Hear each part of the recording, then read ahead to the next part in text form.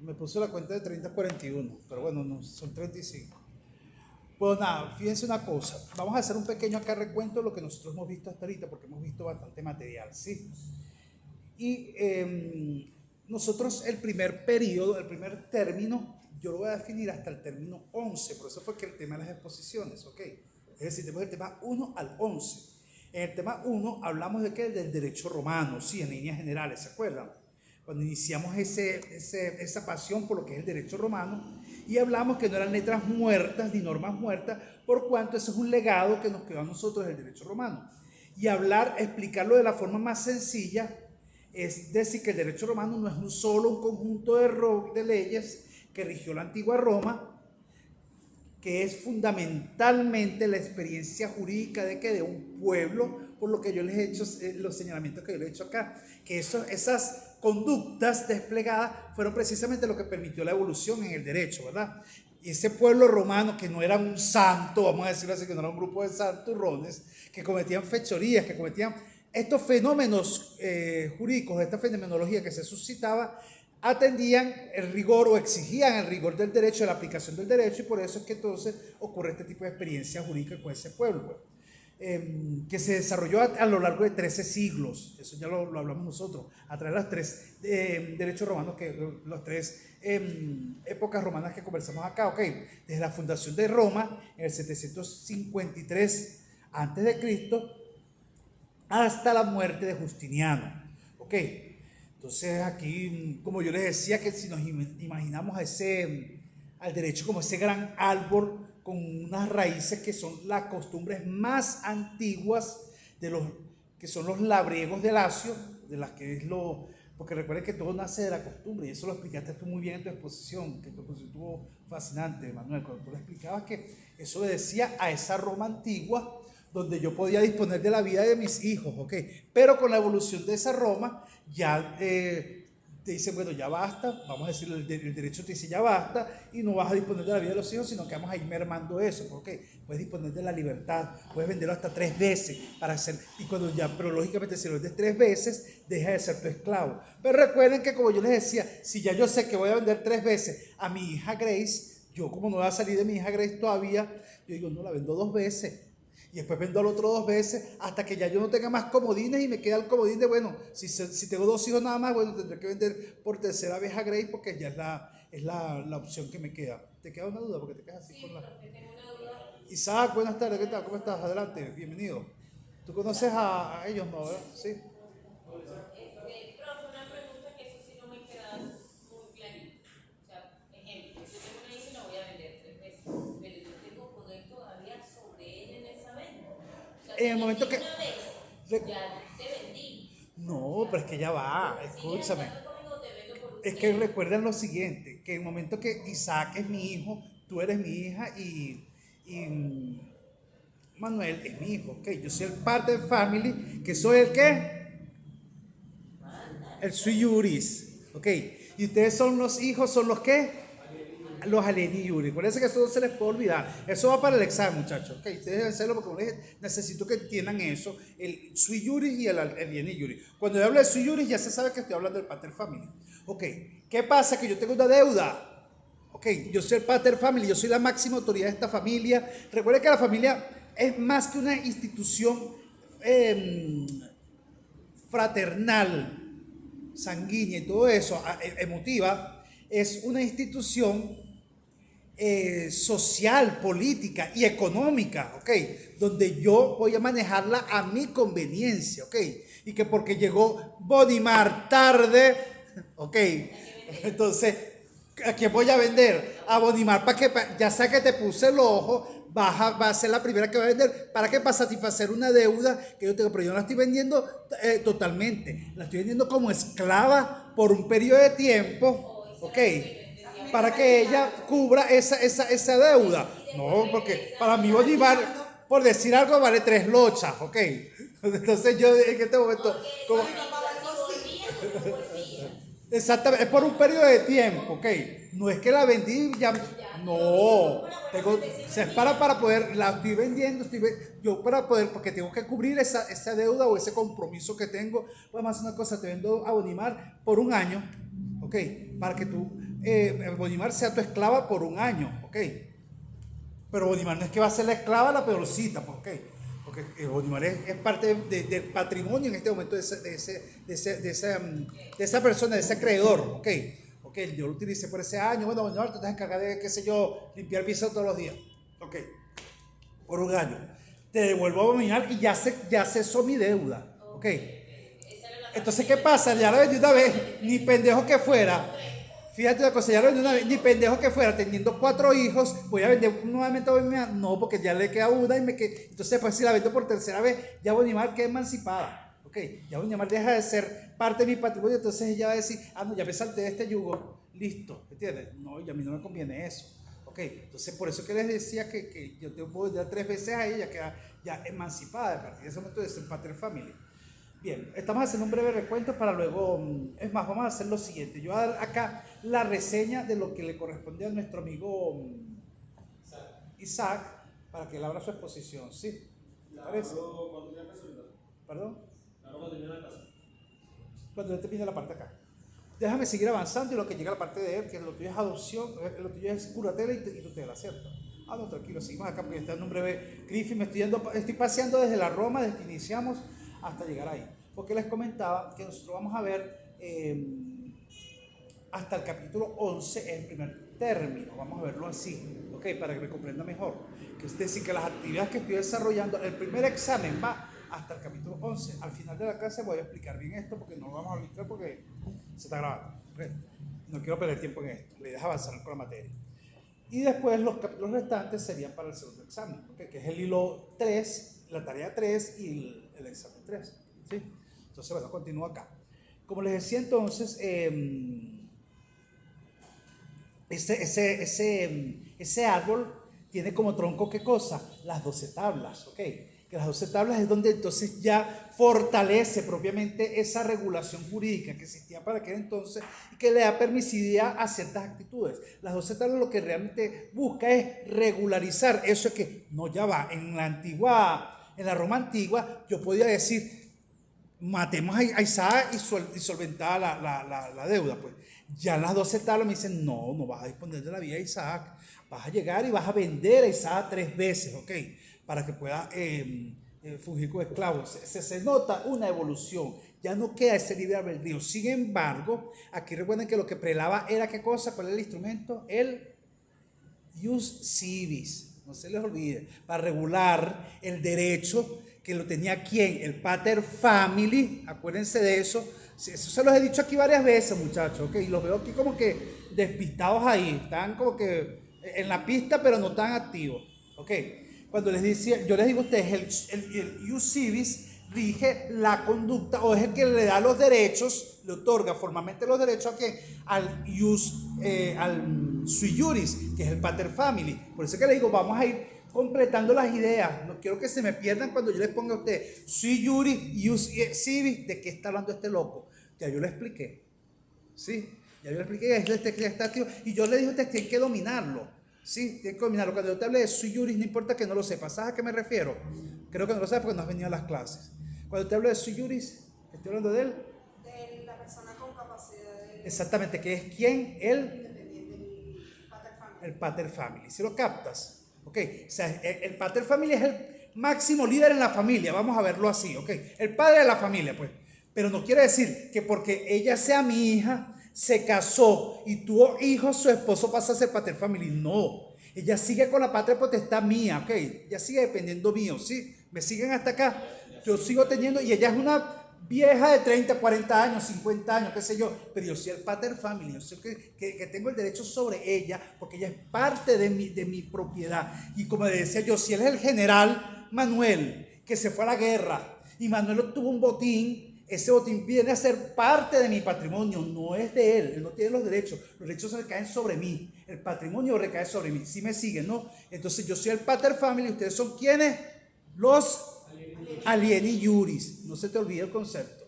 Aquí lo tienen claro, ya el que raspa el examen porque conchale, de verdad que no le está prestando atención porque eso le está dando bien sembrado a ustedes, ¿ok?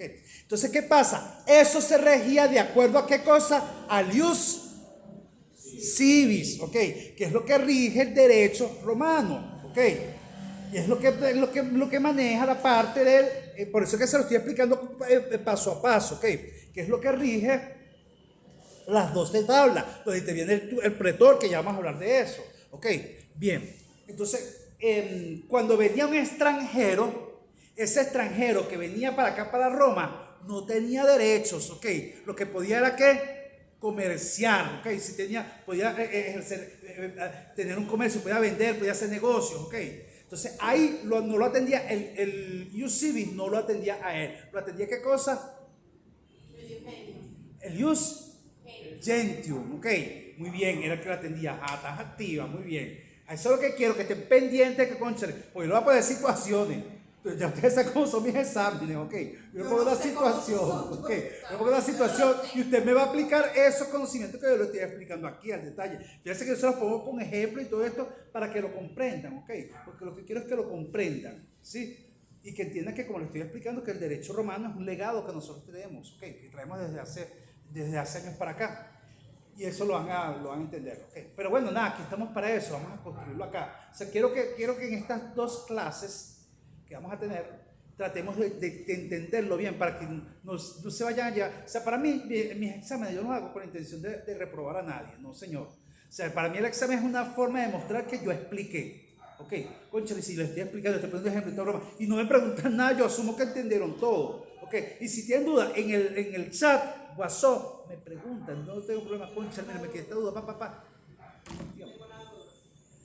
Ahorita dijo que si yo me casaba, yo seguía bajo su padre potestad, pero yo no me iba con la familia de mi marido, bajo la padre potestad No, porque recuerda una cosa, que tú eres parte de mi patrimonio, ¿ok? Bueno, tú no eres cosa, pero que me interesa a mí, que todo lo que tú estás obteniendo, eso va, o sea, para mí, mi hija, yo no la podía casarse con Isaac, que es un pelabola, yo creo que se case con el general, porque entonces ahí mi patrimonio se va a incrementar. Pero en general Sí. le daba el billete, la dote, las cabezas, los ganados, la situación, y ya yo pasaba a ser parte de esa gente. Eso pasa, pero acuérdate, eso es la evolución de la Roma, ¿ok? Ah, ya se O lo sea, acuérdate, por eso que empecé con la Roma antigua. Recuerden que les hablé de 3 Romas, ¿sí se acuerdan? ¿Cuáles eran? La Roma antigua. El principado, sí.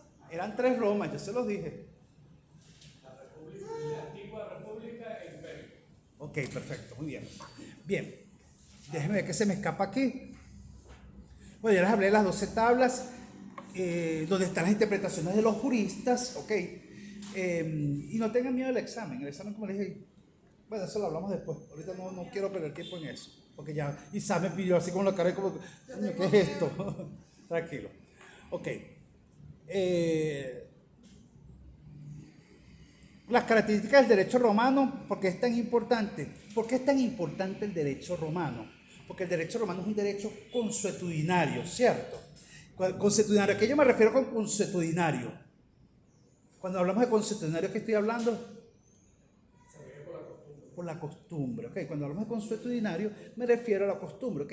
Nace de la costumbre, donde si yo te digo a ti, Bonimar, hoy, qué sé yo, te vendo este edificio en 30 hectáreas, en $3, por decir algo. Aquí están los $3, y eso es un... Ok, porque ahí ya está la palabra, ¿me explico? Pero cuando, eso es al principio, pero ya cuando aparece la evolución de las 12 tablas y todo esto, las 12 tablas se instauran para ver, pero es que te vendió el edificio más no el mobiliario. Entonces tú que eres un vivo te quieres quedar con el mobiliario, por decir algo, pues me explico. Entonces ahí es donde actúa precisamente lo que es las 12 tablas, cuando salen los civitas para Grecia, se reúnen, ven lo que están haciendo los griegos, dicen, no, vamos a, de todas estas leyes que ellos tienen acá, vamos a crear las 12 tablas, y se vinieron para acá con sus 12 tablas, que yo les expliqué aquí en clase que era lo que contenían las 12 tablas. ¿Ok? Entonces era un derecho consuetudinario y escrito por la parte de las 12 tablas. ¿Ok? Evolucionó hacia una completa legislación escrita, bueno, ya lo expliqué, por las 12 tablas. Era formalista, ¿por qué formalista? Porque obedecía a una solemnidad, era un acto público y solemne, incluso ante la iglesia, ¿ok? O sea, incluso cuando hablo de la iglesia no me refiero a la iglesia católica, Recuerden que estamos hablando de una Roma que existía inclusive cuando no había, no existía ni Jesús, pues, ok. Me refiero a los templos, ok. A las creencias que ellos en aquel entonces manejaban, a esos dioses que ellos idolatraban en aquel entonces. Entonces era una cuestión de que si tú no cumplías, te iba a caer un rayo, una cosa ahí, pues, ¿entiendes? O sea, te ibas a tener una maldición por haber fallado. O sea, fíjense lo que es la parte de la aplicación de la norma, que iba más allá de lo que era la parte objetiva, iba hacia lo sagrado, hacia lo divino, hacia lo que es idolatrar a sus dioses, pues. Porque para ellos los dioses, salir tú a las 6, a las 8 de la noche, no puedo salir porque la oscuridad es mala, ¿entiendes? Era desafiar, para los que caso de los egipcios, era desafiar al dios Ra, que era el dios del sol. Era un desafío. Bueno, lo vemos en la parte de la narrativa de la Biblia, el libro Moisés, ¿cómo es que se llama ese libro? Hoy, ustedes no saben, no. Guarda de ateo que hay en este sitio. Ay, Dios mío, hasta hay una película con ese nombre, ¿cómo se me olvida? Pues ya me va a venir a la mente seguramente, en ese libro donde narran que había una tiniebla entre las 7 plagas, ¿se acuerdan? Entre las plagas de Egipto, había una tiniebla, esa tiniebla era la oscuridad, entonces ellos no se atrevían, ellos se sentían como que, Dios mío, ¿qué es esto? Prendían el fuego se les apagaba, pues ok, porque para ellos era algo muy, sus dioses los protegían, eran en la parte de luz. Ir a la guerra, ellos tenían que ir cuando había luz, no podían hacerlo de noche, pues no podían salir de noche, no podían combatir de noche. Ahora me quedé con la broma del libro. Ay. Bueno, ya me va a venir, no voy a detenerme en eso. Bien, y bueno, es así como entonces le estoy diciendo que va evolucionando. Era formalista, era pragmático. ¿Por qué pragmático? Porque era práctico. Los romanos eran muy prácticos, ¿ok? No buscan la lógica abstracta, sino soluciones concretas a los problemas reales, ¿ok? Perdón. El pretor con su edicto fue clave en esto. Ahí aparece ese personaje, el pretor, que como yo les dije, el pretor no era un juez.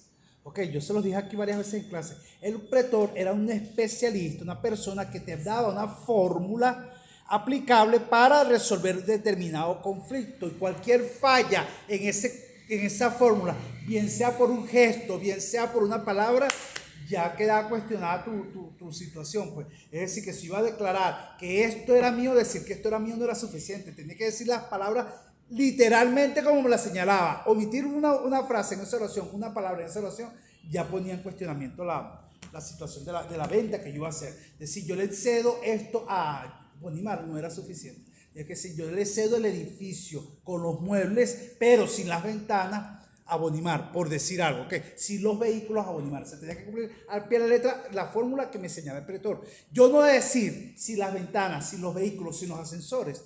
Si Bonimar venía por los vehículos, no se puede llevar nada, porque usted no lo dijo en el momento. ¿Sí me explico? Estábamos hablando de ti ahorita. Sí. Adelante. Tú hubieses inscrito esta clase conmigo.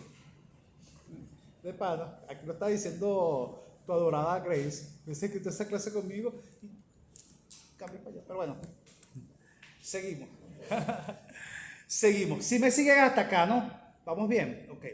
Les dije ya entonces que era formalista, que era pragmático y que tiene una evolución delineada. ¿Por qué tiene una evolución delineada? Porque se adaptó sin romper el pasado. Se fue adaptando sin romper el pasado, mostrando cómo la comunidad era históricamente admirable. ¿A qué yo me refiero a esto con que se adaptó sin romper el pasado? Porque si es verdad, yo seguía cobrando impuestos, pero ya no ahorcaba. Y sin embargo, había momentos y circunstancias de la historia donde sí oprimía. Ok, pero eso obedecía que al emperador que estaba de turno también, ok. Recuerde, como le estoy diciendo, estamos hablando de más de 13 siglos de historia, ok. Y en esos 13 siglos de historia, ¿qué no ocurrió? Ok, ¿qué no ocurrió? Porque usted cree que todos los emperadores fueron unas maravillas. No, la historia de Roma es muy interesante. Eso lo ven en muchas películas y muchos emperadores que pasaron por esa historia. O sea, le estoy hablando de 13 siglos, 130 años por lo menos, ¿sí? Imagínense, ¿no? 130 años. Cada siglo tiene 100 años, perdón. Entonces son 1300 años, perdón. 1300 años por lo menos, ¿ok? De historia. Antes de Cristo. Bueno, eso antes y después de Cristo. Si podemos hablar que fue antes de Cristo, porque podemos hablar de 700 años inclusive antes de Cristo. Creo que aquí dice, como les dije ya, y posteriores a Cristo, creo que son 500, algo así. Roma se fundó en el 27 de Cristo y el imperio terminó en el 450. Sí, pero que recuerda que durante esa evolución hubo una transformación, que era el derecho, yo no sé si ustedes han escuchado el derecho critense, que realmente era la denominación que le daban aquel entonces a los romanos. Hoy día ya se mantiene lo que es Roma. Bien, los preceptos fundamentales de Ulpiano, que yo sé que ustedes se lo saben, ¿verdad? ¿Cuáles son? Vamos a ver si le pasamos la materia a Body porque está pecada, porque llegó tarde. Primera vez que llegó tarde, no seas así. Ajá. Vivir honestamente, no dañar a nadie y dar a cada quien lo que merece. Exactamente, ya lo sabes, ¿no? Ok, eso no se lo olvida. Es más, en el examen se lo va a poner que me lo preguntan en latín. Escríbame los 3 preceptos en latín. Ya lo sabes, pregunta de examen. Ok, vale 5 puntos. Ya lo sabes, ahí lo tiene. Ahí lo tiene. No, realmente lo que quiero es que entiendan cuando que que bien que lo sabes y me gusta que lo sepas y que sepamos quién es Ulpiano, ¿ok? Sí, que es importante que todo estudiante, todo abogado tiene que saber de Ulpiano, y es más, si los hay, aunque ustedes no lo crean, si hay abogados que Ulpiano, ¿quién es ese? Los preceptos del derecho, ¿qué es eso? ¿Cómo es que? Kelsen. Todo el mundo repite como periquitos que en Kelsen la pirámide.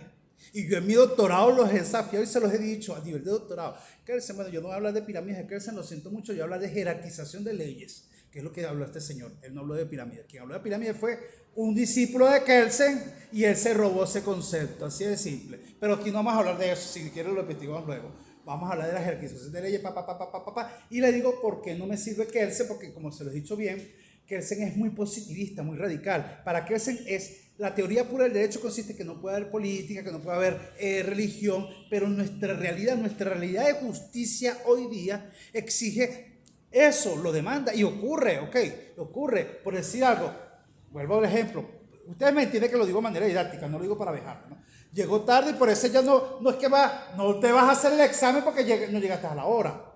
Me explico, no puedo aplicarle ese tipo de justicia, pues, okay. O aplicar la ley más radical que ocurrió reciente, bueno, en esta época contemporánea, ¿cómo que se llama este país? Dios mío, ¿qué me pasa a mí hoy? Bueno, donde el presidente Singapur. Es donde en Singapur tú puedes dejar el teléfono en el taxi olvidado y escribir lo que te van a llegar a tu casa y te van a devolver el teléfono. Singapur es el país más seguro en el mundo. Ok, pero eso ocurre, aunque tú no lo creas, últimamente yo me he quedado sorprendido en redes con ciertas cosas aquí. Visto los chamos que dejan la llave pegada en la moto prendida y nadie se lleva la moto, la gente pasa por el lado y ni pendiente. Yo me quedo así como que, bueno, no sé qué está pasando. El teléfono y todo, la gente ni pendiente, la gente no sé. No, lo que pasa es que ahí el presidente de Singapur hizo un desastre, pero no quiero caer en eso. Vamos a seguir acá porque quiero, como les dije, darles un paseo por todo lo que es el derecho. ¿Qué tal? ¿Cómo está, amigo? Aquí tengo raptado a su estudiante. Bien. Ya no va a tener que cursar la materia. ¿Ese es el que te gusta a ti? Ah, yo pensé que era él. Ah, ok. Mira, quedó grabado.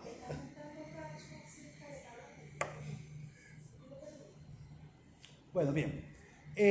Sigamos acá rapidito voy a avanzar, voy a hacer también ciertas cosas por el tiempo premio. Como les dije, estamos hablando mucho y yo quiero darle paso acá a mi amigo. Sí. Aquí tengo, bueno, no, esto sí lo voy a hablar, perdón, no lo iba a hablar, pero me lo iba a saltar, pero no, sí lo voy a hablar. Vamos a hablar de la clasificación del derecho romano, que es cómo los romanos clasifican su derecho de varias formas, porque es parte de lo que veníamos hablando al principio. Lo que es que se rige de una manera muy coloquial, pero vamos a hablárselo de la manera académica. Pues. Tenemos primero el ius publicum versus el ius privatum, ¿ok? Nosotros sabemos que en derecho, yo creo que yo se lo dije a mis estudiantes de la introducción del derecho, ¿verdad? Nosotros sabemos que hay 4 facetas del derecho, ¿cierto? Que las dos son el derecho público y el derecho privado, ¿sí? Y el derecho adjetivo, ¿cuál es el derecho público? Vamos a primero a ese. ¿Cuál es el derecho público? Y Isaac, ¿lo ubicas? ¿El derecho público? El derecho público es. Ya va. Es aquel en el cual el Estado Ajá. actúa como imperio. Ok, está la relación del Estado con los particulares. ¿Sí? Y cuando hablamos del derecho privado, es cuando está la relación entre particulares, ¿sí? Pero claro está, tiene que ser lícito, ¿ok? No quiere decir que entonces yo llego y como soy narcotraficante y entonces Bonimar también es narcotraficante. No, eso no. Tiene que ser lícito, ¿ok? Sí, bueno, entonces vamos a verlo acá, como se lo explico de la forma coloquial, pero vamos a la parte académica. Esta es la división más importante. Ulpiana la define con la siguiente precisión. En aquel entonces, como le dije, habla del ius publicum, ¿ok? Que es el derecho público, ¿ok? Es el derecho que se refiere al estado de la cosa romana. Es el derecho del Estado. Si lo ven, ¿verdad? Con el ejemplo lo visualizan. El ius publicum es el derecho, lo que conocemos como el derecho público, pues. Regula la organización del gobierno, los sacerdocios, la magistratura, es imperativo y no puede ser alterado por los acuerdos privados. ¿Ok? Está claro. Muy bien. Ejemplo de las leyes que establecen las competencias del Senado, el procedimiento para declarar la guerra o los impuestos, una ley que se establece, ¿qué pasó? Okay. Una ley que se establece que un delito de traición se castiga con la muerte, eso que sería un ius publicum, ¿ok? O sea, es de obligatorio para acatamiento para todos. Si en la ley dice, tomar este celular, te voy a cortar la mano, al que agarra el celular se le corta la mano, eso es ius publicum, ¿ok? Es derecho público, ¿sí? Porque la ley lo señala. Así yo le haya quitado el celular, haya agarrado el celular de Bonimar, que lo dejé cargando y me lo llevé, no es derecho privado, y el derecho público me obliga a que me haga cortar la mano por llevarme el celular de Bonimar. Está claro, ¿verdad? Ok. Es decir, que Bonimar y yo no podemos pactar, no vale, no le corte la mano, que él es mi profesor. No, es derecho público, es obligado, ¿ok? No se puede pactar, ¿está claro eso? Muy bien. Y el ius privatum, que es el derecho privado, ¿ok? Es el derecho que se refiere a la utilidad de los particulares. Regula las relaciones entre los ciudadanos, ¿ok? Por ejemplo, las normas sobre la compraventa, la herencia, el matrimonio, la propiedad, ¿ok? Dos ciudadanos pueden pactar libremente las condiciones de una venta dentro de los límites de la ley, como yo le dije. Es decir, que tiene que ser lícito, ¿sí? Yo puedo pactar con Bonimar la venta del celular. Lo que no puedo pactar con Bonimar es la venta del celular de Manuel, ¿ok? Porque ya estamos incurriendo en una ilicitud. Porque Bonimar, yo no tengo la titularidad del celular de Manuel. O el carro, pues, o la casa de Manuel. No puedo vender la casa de Manuel. ¿De quién es la casa? De Manuel. ¿Sí me explico? No es que nos vamos a pedir, no, pero es que nosotros acordamos y yo voy a agarrar. Pero ¿cómo vas a agarrar la casa de Manuel si por derecho público le corresponde a Manuel? ¿Me explico? Muy bien. Entonces está claro eso. Vamos ahora con el ius civile y el ius gentium. Y ojo al Cristo que es de plata. Ojo al Cristo que es de plata. Versus el ius naturale. ¿Ok? Se los voy a leer acá y después bueno, que yo lo he explicado miles de veces. Pero vamos a explicarlo acá porque está aquí el amigo Isaac. El ius civile, que es el derecho de la ciudad, que ius civile, derecho de la ciudad, es el derecho propio y exclusivo de quién. ¿De quién? Ok, pero acuérdense que si hablamos del pater family era en una Roma antigua, pero después se le da la ciudadanía a todos los romanos, ok, de los ciudadanos romanos. Lo que pasa es que cuando se le da la ciudadanía a los romanos aparecen nuevas figuras o nuevos estatus sociales, ok, dentro del cual el pater family por supuesto ocupa una figura, si se quiere, noble, y el resto es como una plebe. Yo se lo expliqué también acá. Entonces ese civis romani, quien adquiere esa figura o ese derecho exclusivo de ejercer el ius civile, ¿ok? En su origen era un derecho escrito y formalista, ¿ok? Por ejemplo, la mancipatio, ¿ok? Que era un ritual solemne con testigos y una balanza para transmitir la propiedad de ciertos bienes. Era una institución del ius civile, un extranjero peregrinos no podía usarla. ¿Ok? ¿A qué me refería con una balanza? ¿Cuánto vale eso? Tantas libras. Vamos a ver. Ok, te llevas, se sentó Bonimar, que es la gordita del salón, y ya listo. Con el peso Bonimar se pagó esa deuda. por decir algo, ¿ok? No, mentira, bonito. Ok, se entiende entonces el ius civile, ¿no? ¿Que es de quién? Del ciudadano romano, ¿ok? Inicialmente empieza con quién? Con el pater family, ¿ok? Pero con la evolución de Roma, donde se le da reconocimiento a los ciudadanos romanos que quieren la ciudadanía, porque toda Roma no fue nada más el pater family que el que tenía el derecho, recuerden que al principio sí, pero después cuando se le da la ciudadanía y ocurren los estatus sociales, que eso lo verán ustedes cuando vean sociología jurídica, ya estas personas adquieren, solo el ciudadano romano tenía sus derechos, ¿okay? Tú por ser romano tenías derechos, ¿ok? Manuel por ser de Grecia no tenía sus derechos. ¿Qué derechos tenía Manuel si era de Grecia? El ius. Ok, ok, ustedes pueden aquí pactar, pueden vender, pueden hacer esto, pero no tienes derecho al voto, ok, no tienes derecho a estas ciertas situaciones, ¿por qué? Porque tú no eres ciudadano romano, o sea, puedes tener ciertos derechos que te rigen, que te exigen o que te permite el ius gentium. Vamos a ver qué ejemplo puse aquí. Los contratos consensuales, la compra-venta, el arrendamiento, la sociedad, el mandato. Si voy muy rápido me dicen. Lo que pasa es que quiero que me comprendas, ¿oíste, Isaac? Y si tienes dudas, no tengas pena en preguntar. No te dé pena en preguntar, que aquí no te va a comer nadie. Más o menos sí lo tiene derecho porque civil también está en lo mismo. Exactamente, lo bajas en derecho civil, correcto. Bien, porque esto va de la mano.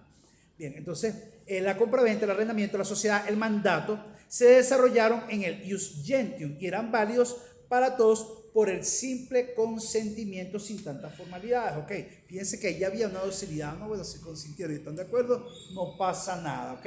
No se haber afectado el ius public, ¿ok? Público, el derecho público, por cuanto ya es un derecho privado que te está dando permisibilidad acá. Siempre y cuando no afectes al derecho público, ¿ok? Vuelvo y repito, no es que ustedes dos, por ser de Grecia y de Alejandría, iban a disponer de la propiedad del romano. No, ¿cómo vas a disponer de eso? Eso ya es ilícito. Ok, muy bien. No puede ser. ¿Qué pasó aquí? No entiendo. Vamos a que ya me dirá él. Si yo llevaba grabando, porque ahorita me está diciendo que llevo 1 minuto 37 hablando. Vamos a seguir. Vamos a ver qué pasa ahí. Ok. El ius scriptum versus el ius non scriptum. Ok. Cuando hablo de scriptum, ¿a qué me refiero? Escrito. Ok. Entonces, el ius scriptum, que es el derecho escrito. Ok. Ya. Vamos a hacer algo.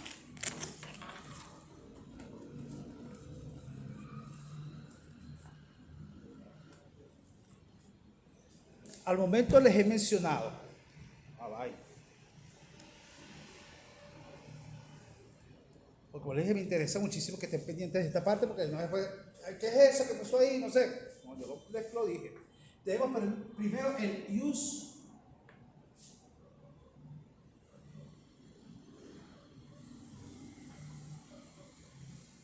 público, ¿verdad? Y el ius privado. Okay.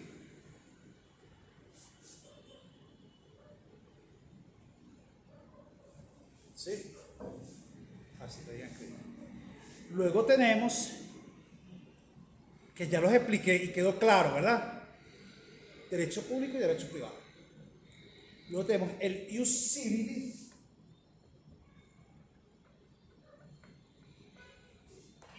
y el ius gentium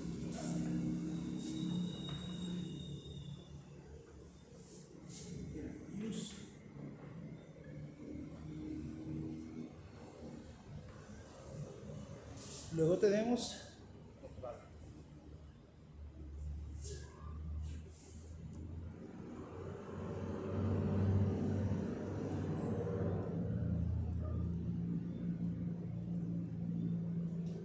quedó claro el ius civil, ¿verdad? Y el ius gentium, ¿sí? Que dijimos que este era el ius, el derecho del derecho ciudadano, el derecho del civil, del ciudadano romano, el derecho de la ciudad y el derecho de gentes, ¿verdad? O el derecho de los extranjeros, ¿verdad? No expliqué el ius natural. Vamos con el ius natural. El ius natural es un concepto más filosófico, ¿ok? Tomado de los estoicos, ¿ok? Y es ese conjunto de principios que se rigen por la razón natural, ¿ok? Comunes a todos los animales, incluidos el hombre, y que es inmutable y que es eterno, ¿ok? Por ejemplo, la unión entre un hombre y una mujer, entre un macho y una hembra, ¿ok? Era algo natural, ese es el bios natural, ¿ok? La procreación y la educación de la prole eran considerados instituciones del bios naturales. Y se llega a decir que es derecho común a todos los animales, ¿ok? O sea, es un derecho común para todos, ese es el Dios natural, que se rige porque es de acuerdo a la naturaleza, pues, ¿ok? Porque en aquel entonces, por decir algo, una relación, y me disculpas, una relación entre Manuel e Isaac era antinatura, ¿ok? No era una relación natura porque son del mismo sexo y como tal no se admitía, pero sí existía. Ok, si existía, quiero aclarar. O sea, no estoy diciendo con esto que ay, sí, los más santos, no, eran hasta peores. Porque como te estoy diciendo, yo estoy enamorado de Isaac, entonces la forma es, no, si le voy a hacer lo que es rabo animal para que me mande ese esclavo lo quiero yo aquí, ¿entiendes? Y de allí va a ser la jugada hasta que, bueno, ya está, Isaac es mío, papá, vente para acá. Ok, no te va a perdonar. ¿Sí me explico? Bueno, usted me entiende que yo lo estoy haciendo para que no vaya a viste por la tarjeta esa boca. Ah, sí, cierto, sí, es verdad. Correcto, sí. Está en una película, está documentada en una película. Bueno, entonces ese es el punto, pues, ok. Que entonces sí existía, pero era una conducta antinatura, ok, no natura, es decir, no era considerada natural porque no era normal. Es más, yo me pongo a ver y digo, conchale, pero analizándolo aquí, si ahorita hay animalitos que hasta son del mismo sexo y tienen relaciones. Yo se lo dije a una profesora, me dice, eso es una abominación. No, sí, profesora, porque recientemente en el libro de psiquiatría, la homosexualidad fue sacada como una enfermedad psíquica, psiquiátrica. Era reconocida, era una enfermedad psiquiátrica realmente. Consideran que las personas homosexuales eran personas enfermas y no es así. No es así. Hemos evolucionado como sociedad, de verdad que hemos evolucionado mucho como sociedad y todavía nos falta... Ella no evolucionaba como sociedad. No lo admites. Grace, pero fíjate una cosa. Tiene que ser una enfermedad mental. No, pero fíjate una cosa, Grace, que es lo que te he explicado. Entiendo tu posición, vamos a verlo así, pero vamos a pensar como abogados. Ok, bueno, quizás me saco un poquito del tema con esto, pero es rapidito lo que voy a hacer.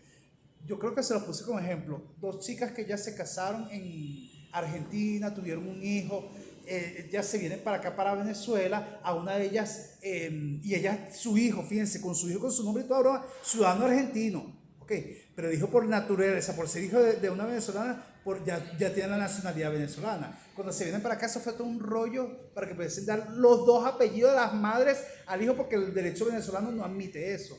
Ok, aunado a eso, a una de las chicas la fueron a atracar por un taxi que tenía, adivina quiénes fueron le robaron el taxi, el carro apareció, adivina quiénes fueron a reclamar el carro, toda la familia de la que murió, que es la que precisamente le dio la espalda a ella. Es un tema muy interesante porque aquí siempre que ocurre ese tipo de situaciones donde las parejas homosexuales, pues, homoparentales, se instauran, quienes les dan la espalda son los que vienen a reclamar los bienes. Yo digo, pero ¿qué es esto? Si ustedes en ningún momento estuvieron presentes. Aquí, y me disculpas el ejemplo, aquí los que están eran Manuel e Isaac, pues, ¿entiendes? Ellos juntos compraron este hogar. O sea, yo siento que el derecho a heredar la asociación debe ser de él, pero como el derecho venezolano no lo admite, es toda una travesía, es todo un tema ahí que mucho tiene que cortar, pero bueno, ya eso es harina de otro costal, nada más le quería ilustrar ahí para que lo veamos ya desde el punto de vista jurídico, pues, ¿ok? Bien, bueno, como lo menos que estoy verificando acá, pues no había omitido el ius natural. Tenemos el ius scriptum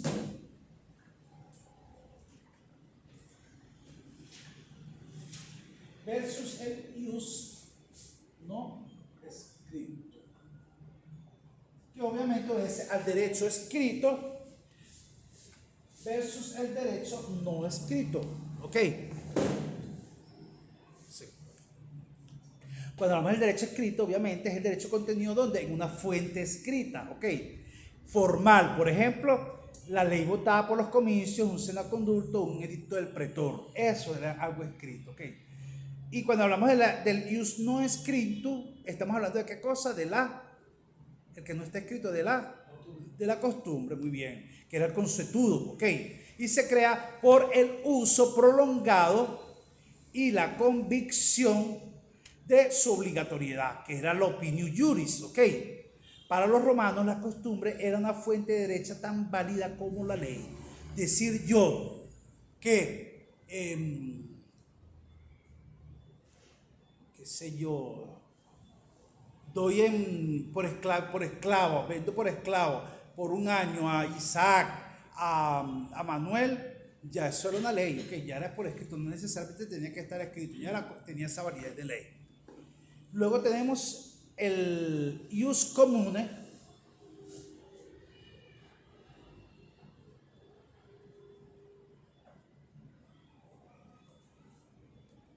versus el ius singular.